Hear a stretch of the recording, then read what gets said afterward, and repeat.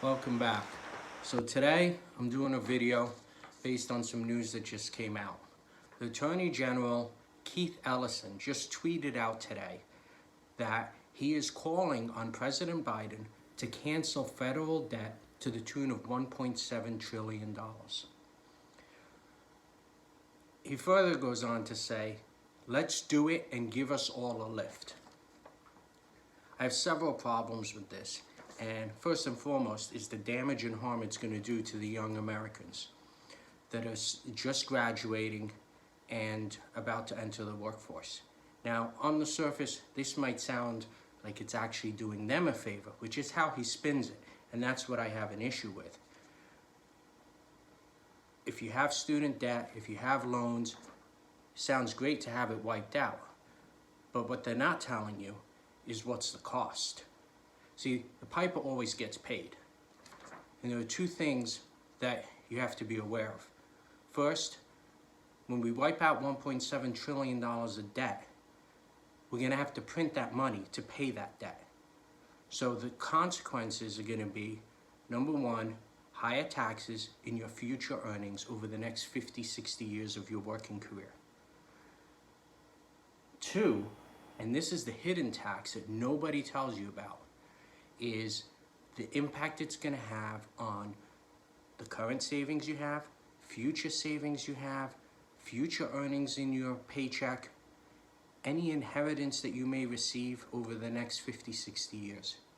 Because see, what's happening is when we print money, we devalue the purchasing power of that money. So if the purchasing power erodes by 40% over the next 20, 30 years, like it has over the past, well, you've just been taxed 40%. And the problem is, it's going to take you far much more to get back to break even.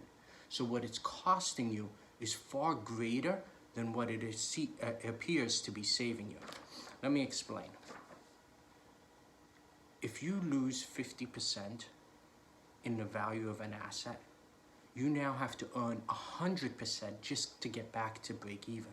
So cash, money, what you're being paid by your employer, that's an asset to you because that affords you a lifestyle and affords you purchasing power to live, to eat, to travel, to provide for your family.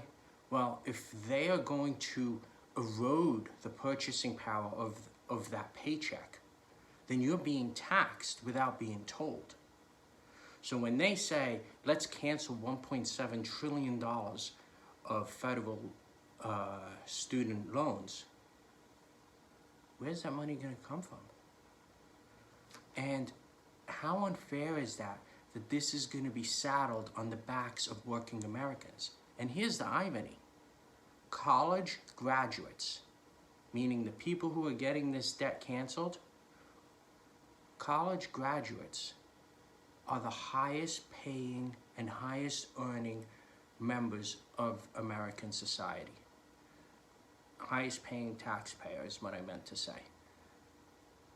So if you're going to be the person that's high income relative to the non-college graduates, you're going to have the higher income and you're going to work for the next 50, 60 years, 20 years, 30 years, whatever the window is, you're going to fall in the bucket of the person that's taxed the most.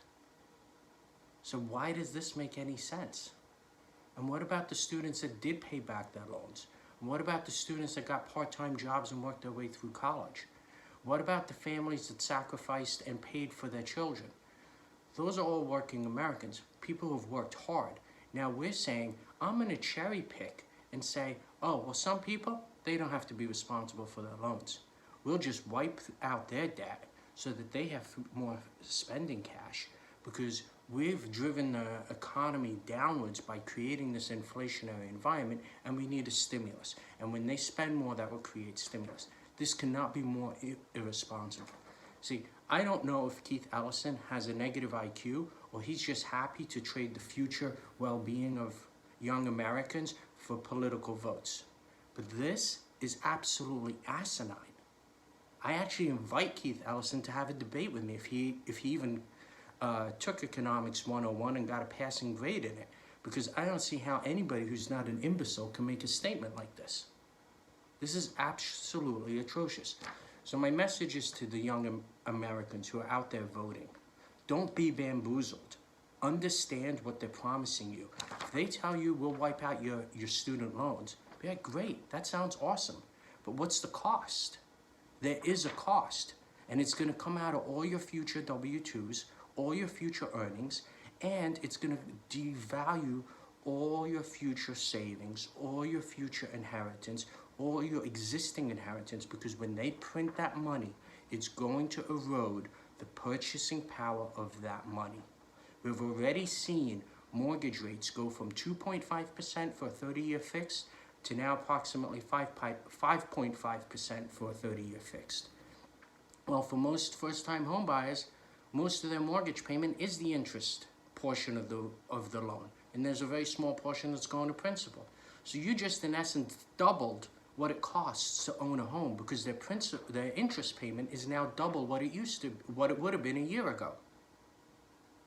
I don't think any free government stimulus is compensating for the thousands per month that now you got to pay at a higher interest rate, because the higher interest rate is a result of the money printing. Think about it.